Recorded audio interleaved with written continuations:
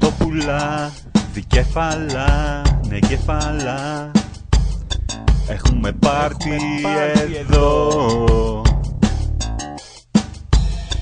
Δεν θέλω ελληνικά, μα τουρκικά, μογγολικά. Γιατί ως γνωστόν το φρέσκο κοτόπουλο που παίρνω για μένα φροντίζω πάντα να έχει τα αρχίδια κομμένα.